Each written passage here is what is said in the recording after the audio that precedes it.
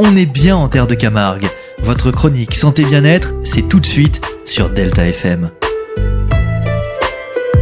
Et si on vous donnait quelques clés pour votre bien-être dans votre quotidien ? C'est ce qu'on tente de faire chaque semaine avec notre sophrologue Stéphanie Isberg, avec qui on parle concentration cette semaine. Bonjour Stéphanie.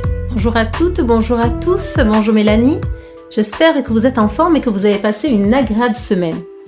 Alors que vous soyez en télétravail, au travail ou à la maison, peut-être qu'il vous arrive parfois d'avoir du mal à vous concentrer sur ce que vous faites. Vous êtes bien là physiquement ? Vous travaillez peut-être devant votre ordinateur et êtes assis dans votre fauteuil. Vous faites la cuisine ou lisez un livre, vous êtes bien là physiquement. Mais êtes-vous vraiment présent à ce que vous faites ? Peut-être pensez-vous aux courses que vous avez à faire, aux rendez-vous que vous devez prendre, au week-end que vous venez de passer, ou peut-être à la destination que vous allez choisir pour vos prochaines vacances. Est-ce que cela vous arrive parfois ?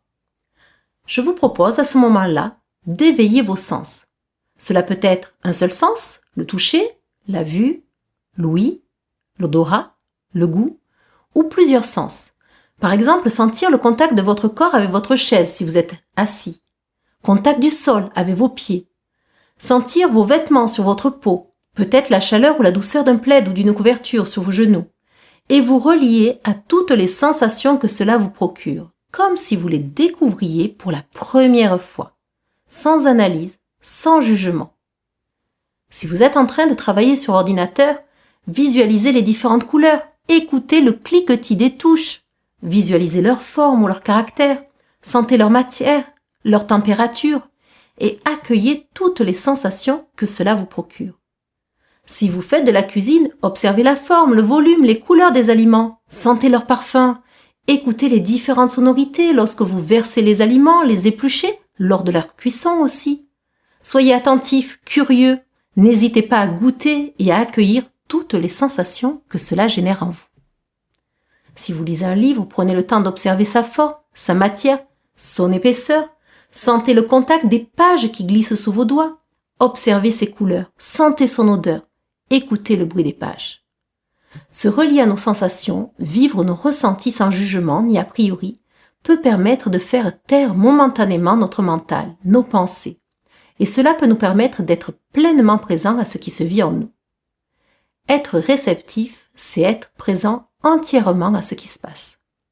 Alors attention, je ne suis pas en train de vous dire qu'il faut toujours être présent, toujours à l'écoute de ce que nous ressentons, mais d'en avoir la capacité lorsque nous le décidons ou lorsque nous en avons besoin.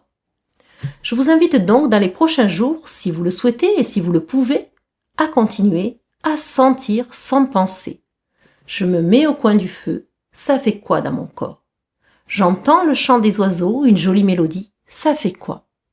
Je regarde un joli coucher de soleil, une photo que j'aime particulièrement. Ça fait quoi dans mon corps ?